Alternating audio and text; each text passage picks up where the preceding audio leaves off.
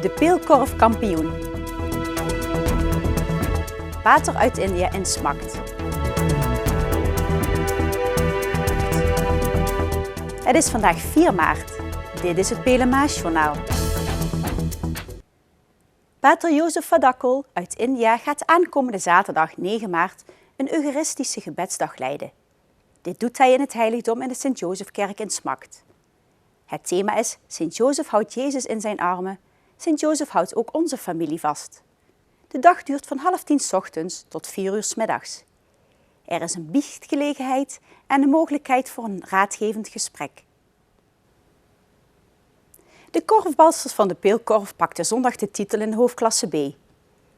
In de sporthal in Vlijmen besliste de peelkorf in de slotminuut het duel in zijn voordeel met 10-11. Paula van Veghel benutte een strafworp en bezorgde daarmee haar ploeg de zege en het kampioenschap.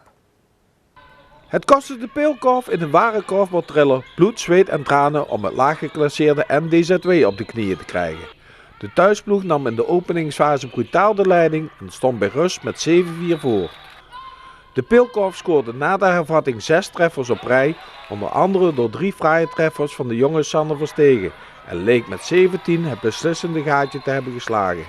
De thuisploeg toonde echter veerkracht en kwam alsnog langs zij. Met haar tweede treffer van de dag besliste Van Veghel het duel op de valreep.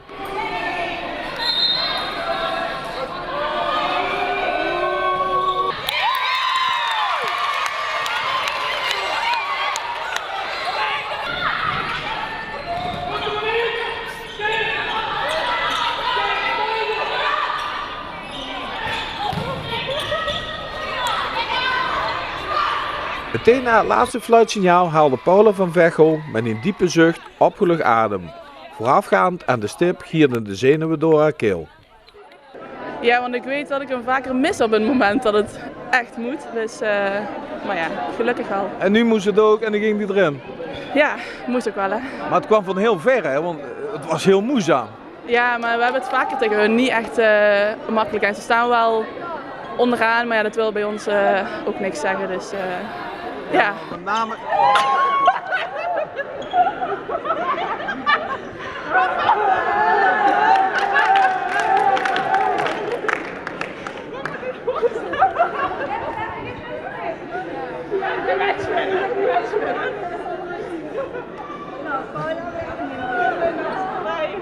Linda is onze aanvoerster. Ja. Linda is ook heel goed. Hey, met name de eerste helft ging het niet echt geweldig hè?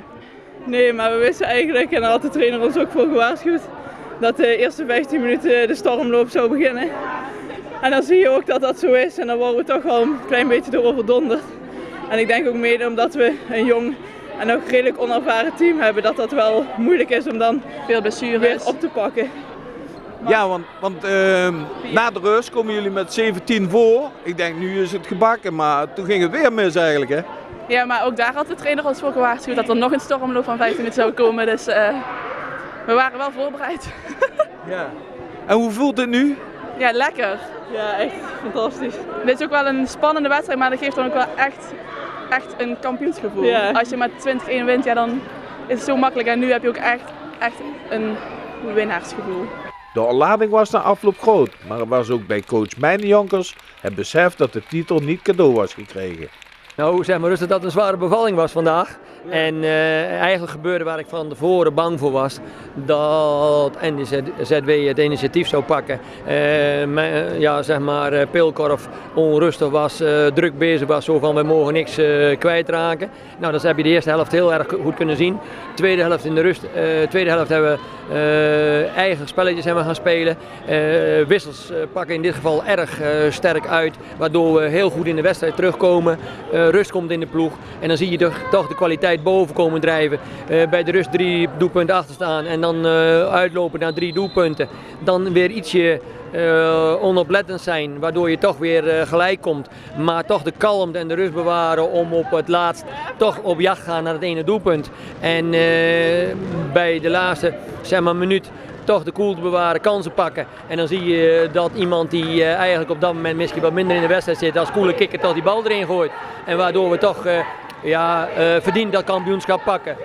Je praat er nu heel nuchter en heel cool over, maar ik zag je ontzettend ijsberen langs de kant. Nou, moet luisteren, het is heel duidelijk zo. Je bent er zo dichtbij. Vorig seizoen waren we er ook heel dichtbij. En betekent gewoon voor de vereniging en voor deze ploeg betekent gewoon heel veel dat kampioenschap al pakken. Want dat betekent dat wij gewoon onze doelen die we gesteld hadden, namelijk meedoen aan de top van de hoofdklasse, in de hoofdklasse blijven en eventueel kampioen worden, gehaald hebben. Nou, en nou is er nog een slagroom op het toetje. Dat is namelijk die beslissingwedstrijd voor promotie naar de topklasse toe.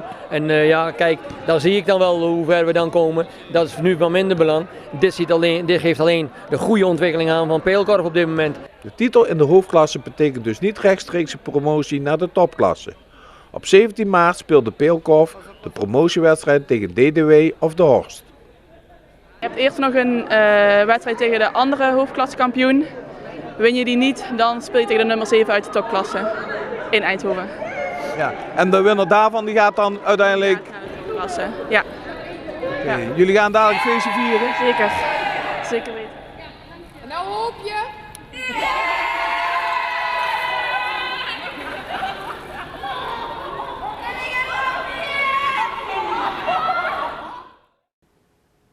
Aankomend weekend vinden in de evenementhal Venray 2 beurzen plaats. Van 8 tot 10 maart staan de consumentenbeurzen Crea Weekend Voorjaar Venray en Kampeertotaal Venray in een nieuwe locatie aan de Voorde. Wie op zoek is naar een creatieve hobby, kan bij Crea Weekend veel inspiratie opdoen. Kampeertotaal is een beurs waar veel ondernemers en kampeerliefhebbers elkaar ontmoeten. Er zijn diverse campers, caravans en tenten te zien. Alle 3 de dagen zijn de beurzen van 10 uur 's ochtends tot 5 uur 's middags geopend. Dinsdag 30 april zullen de winkels in het centrum van Venray van 12 tot 5 uur 's middags geopend zijn. Venray Centraal heeft besloten om de geplande openingstijden, ondanks de inhuldiging van prins Willem-Alexander als koning, te handhaven. Op het Schouwburgplein zal een groot scherm geplaatst worden, zodat bezoekers van het centrum niets hoeven te missen van de officiële inhuldiging. Van 9 uur 's ochtends tot 12:30 's middags wordt op het Heinsinusplein en Schouwburgplein de kinderrommelmarkt gehouden. Verder zijn er diverse dansvoorstellingen, workshops en andere activiteiten. Venray Centraal heeft de ondernemers opgeroepen om de winkels tijdens de laatste Koninginnedag extra te versieren. Tot zover het PLMH-journaal. Tips kunt u mailen naar de redactie. Deze uitzending wordt herhaald tot en met dinsdag 12 uur 's middags. Morgenavond om 7 uur is er weer een nieuw journaal. Weer of geen weer, bij ons is het altijd vakantieweer. Aankomende nacht wordt het helder. Morgen overdag is het de hele dag zonnig. 's Ochtends wordt het na een koude start snel warmer. 's Middags is het lenteachtig weer met een temperatuur van 15 graden. Ik wens u een fijne avond en graag tot morgen.